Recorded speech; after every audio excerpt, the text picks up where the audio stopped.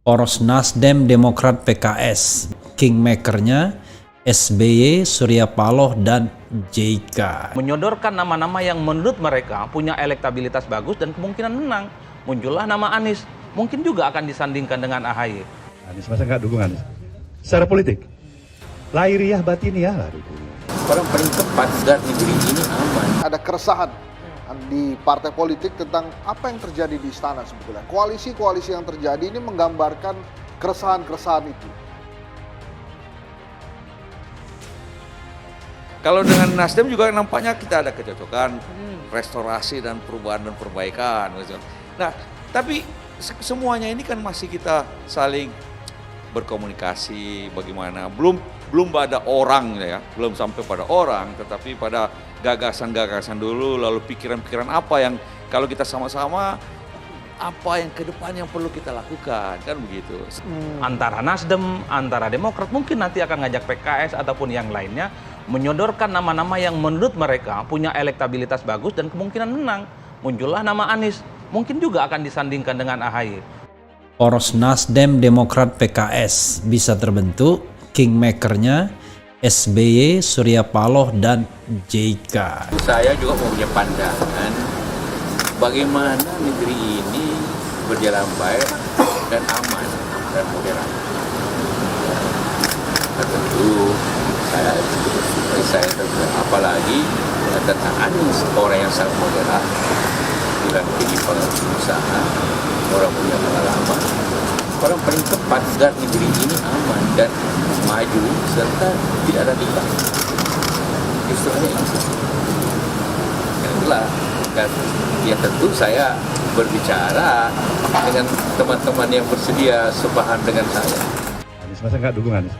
Secara politik, lahiriah batiniah lah dukung.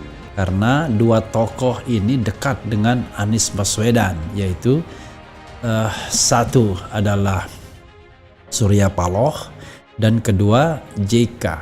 Kedekatan JK dengan Anies bahkan barangkali jauh lebih dekat ya. Insya Allah apabila semuanya berjalan dan sesuai dengan harapan. Insya Allah apabila semuanya seperti apa yang kita harapkan. Dukungan itu kan tidak bisa hanya datang daripada satu kelompok, termasuk satu institusi partai politik seperti Nasdem. Kita mengharapkan dukungan para pihak untuk anak-anak bangsa ini yang memenuhi kapasitas dan kapabilitas, ya kan, memimpin negeri ini. Partai-partai ini setelah KIB terbentuk sudah mulai gerusa-gerusu, ya. Bagaimana mereka juga menjadi bagian penting dan tentunya mereka ingin menang di Pilpres. Ada keresahan di partai politik tentang apa yang terjadi di istana sebetulnya. Koalisi-koalisi yang terjadi ini menggambarkan keresahan-keresahan itu. Partai-partai yang belum punya jangkar politik itu sedang membangun satu chemistry yang kemudian bisa dilakukan bersama. Semangatnya sama kok rata-rata. Ingin mengakhiri dominasinya PDIP. Sikap Surya Paloh ini tinggal ditunggu. Apakah dia tetap ingin menggandeng Ganjar dengan Jokowi? Ataukah kalau seandainya Ganjar tidak bisa ditarik dari PDIP, maka dia tetap kembali pada skenario semula, yaitu Anies Baswedan dan mungkin berpasangan dengan AHY. Politik kita kan nggak ujuk-ujuk. Ada batu bata politik yang mereka sengaja desain sejak awal. Tentang kecocokan, tentang portofolio politik, tentang siapa capres dan cawapres, melihat hasil survei, siapa yang diusung oleh partai, tapi elektabilitasnya nggak signifikan, siapa soal yang elektabilitasnya bagus tapi nggak punya partai. Inilah yang kemudian membuat roadmap politik kita itu masih abu-abu dan bahkan cenderung gelap gulita. Sekalipun ada nama AHY misalnya yang tetap masuk nominasi pencapresan Demokrat, the end of the day-nya, kalau koalisi dengan Nasdem menginginkan ada kandidat lain, kok rasa-rasanya itu bisa dinego. Yang penting siapapun yang diusung menang dan mengalahkan dominasi PDIP.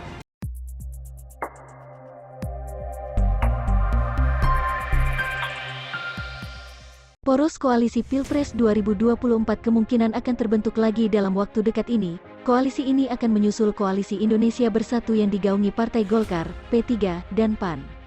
Pengamat politik yang juga Direktur Eksekutif Arus Survei Indonesia, Ali Rifan memperkirakan, kemungkinan pembentukan poros baru selain KIB sudah terlihat tandanya ketika Ketua Umum Partai Nasdem, Surya Paloh, dan Presiden ke-6 RI yang juga menjabat Ketua Majelis Kehormatan Partai Demokrat, Susilo Bambang Yudhoyono, bertemu beberapa waktu lalu.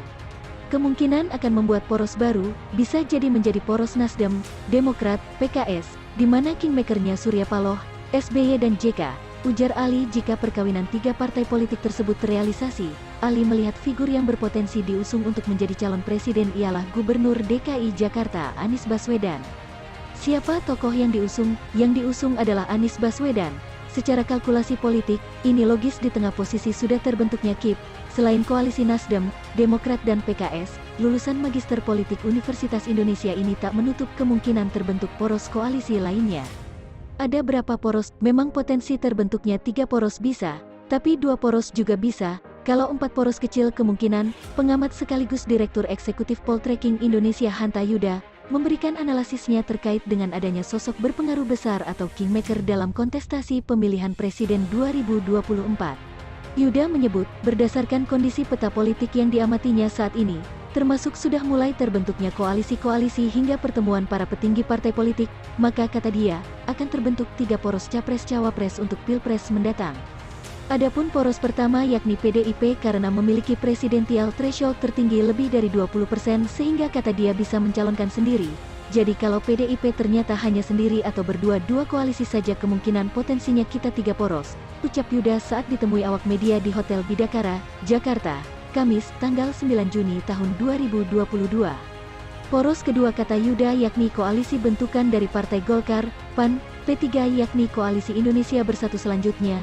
Poros dari hasil pertemuan antara Ketua Mahkamah Kehormatan Partai Demokrat Susilo Bambang Yudhoyono dengan Ketua Umum Partai Nasdem Surya Paloh. Itu juga membuat potensi membuat satu poros yaitu terdiri dari Nasdem, Demokrat, PKS dan PDIP nanti sendiri, ucap Yuda. Dari ketiga poros itu kata dia, ada beberapa sosok yang dinilainya mempunyai kendali besar atas pengusungan capres-cawapres nantinya. Paling anyar, Yuda menyebut nama Presiden Joko Widodo yang diduga menjadi kingmaker bagi Koalisi Indonesia Bersatu besutan Partai Golkar, PAN dan P3. Saya bicara analisis kingmaker. KIP itu kingmakernya potensi besarnya adalah Pak Jokowi di belakangnya. Karena kita tahu Golkar, PAN, dan P3 adalah partai-partai yang cukup dekat pada Pak Jokowi sekarang ini dibandingkan partai-partai lain, katanya. Kemudian untuk poros dari PDIP yang akan menjadi queenmaker yakni sang Ketua Umum sekaligus mantan Presiden RI Megawati Soekarno Putri queenmakernya. Yang jelas ada Bu Mega kalau terjadi, PDIP maju sendiri, jadi kelihatannya Bu Mega, dan Pak Jokowi, kingmakernya, ucap dia. Lebih lanjut, Yuda juga menyebut ada sosok kingmaker lain yang diduga akan muncul dari hasil pertemuan antara Partai Demokrat dengan Partai Nasdem. Adapun sosok yang dimaksud yakni SBY, Surya Paloh, dan mantan Wakil Presiden Ri Yusuf Kala. Satu lagi siapa kingmakernya, yang berpotensi menjadi kingmaker di sini adalah yang kemarin bertemu baru-baru ini, yaitu Pak SBY, Surya Paloh, dan JK. JK adalah orang dekatnya Anies Baswedan, kata dia. Kendati begitu, kondisi terkait dengan peta politik ini kata Yuda masih dinamis dan bisa berubah mengingat kontestasi pemilu masih sekitar 20 bulan lagi. Nah dugaan saya kalau PDIP satu poros sendiri, akan 3 poros nanti terjadi, 3 poros mungkin potensinya akan berlangsung 2 putaran, kata dia.